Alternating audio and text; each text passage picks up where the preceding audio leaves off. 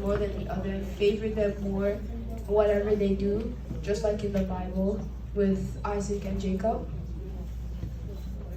And another problem that we would like to address is repeating past problems.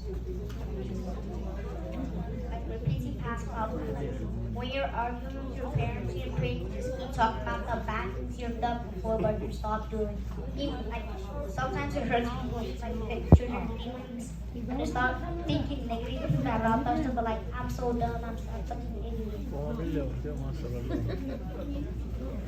Number 3 is laziness, kind of. Some parents often, whenever they call their children to do errands, like if the bottle or something that they want is not too far away from them, they'll often send the child to come downstairs and take it for them.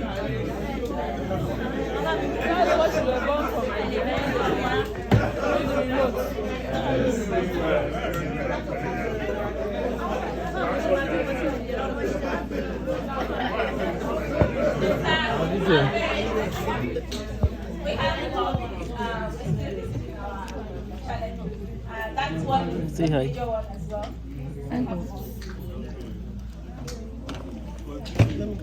See, Igbo woman, they speak. I see, say. Sometimes when children really do something, they try, but they don't always meet the high expectation that their parents want them to. They often, don't know that the child has tried.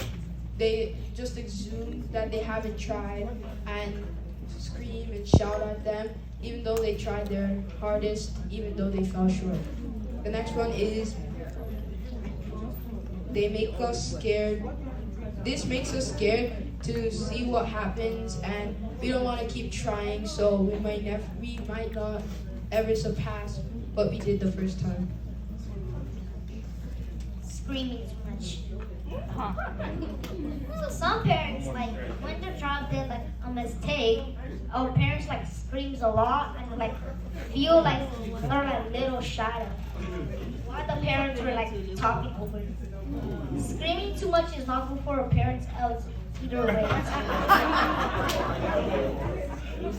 Sometimes, like some kids says, chill, calm down. It's not a big of a deal. Which just makes our parents scream more. I'm like, chill, dude, bro, chill. And your parents are like, who's your bro? I am your parents. Screaming too much is not that good for like screaming too much is not gonna encourage them. It's gonna make them disagree with you a lot.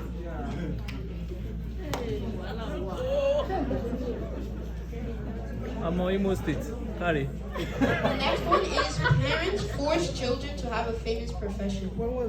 A lot of times, parents want the children to have a profession that's very famous, like doctors, professors, lawyers, but then they don't know what the child wants. The child might want to become a rapper or a soccer player.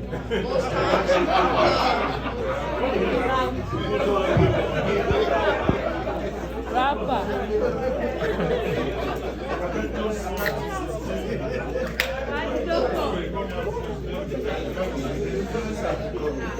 the parents often don't think this is a profession that is right, but it might also get them money.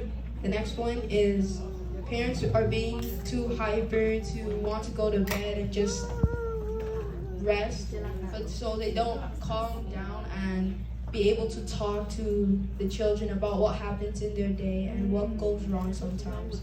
So you want to talk to them, tell them what's going on, your problems, but they just want to go sleep. So it's just they ask a question, you answer, and then after they go to bed and you wait for the next day, it happens again. So eventually it never gets addressed until the child addresses it as hard as they can. Words.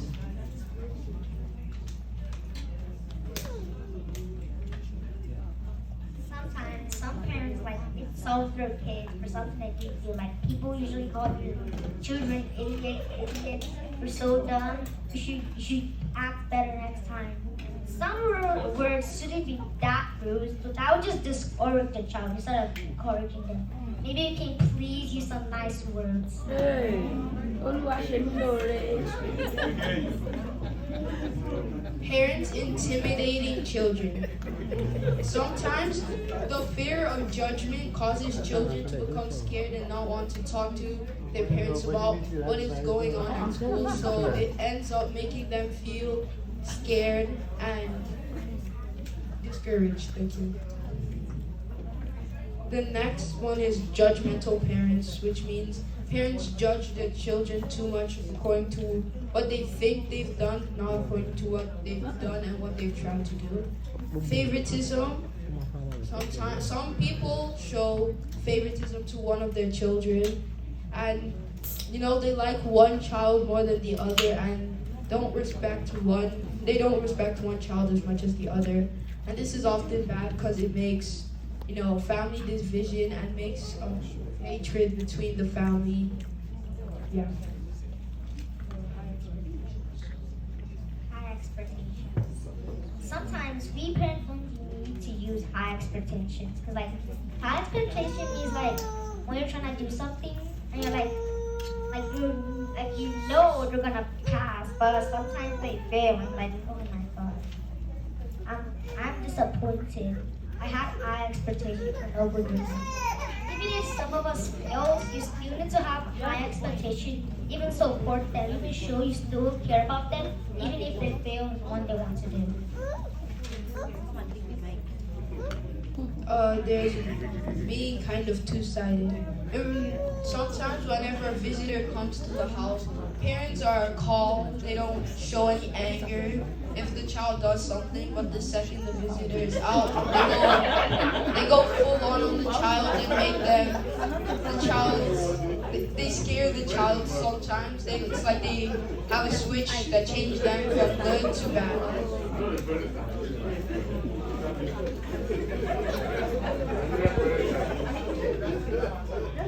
So that means when visitors come, they act nice, so they look like good parents. So people don't accuse them of being bad parents. But yes, as the visitor leaves, they act as they want to. And the last one is they give visitors things you ask for. And so if you wanted the pop, your parents say no, and then this visitor comes, asks for the pop, and they say yes. So this sometimes makes children ask whether they're important or not because they wanted it. You didn't give it to them, but you gave it to somebody else that wasn't their child. So that could have the meaning of saying that you don't love them as much as the neighbor's child. And that's all. Thank you.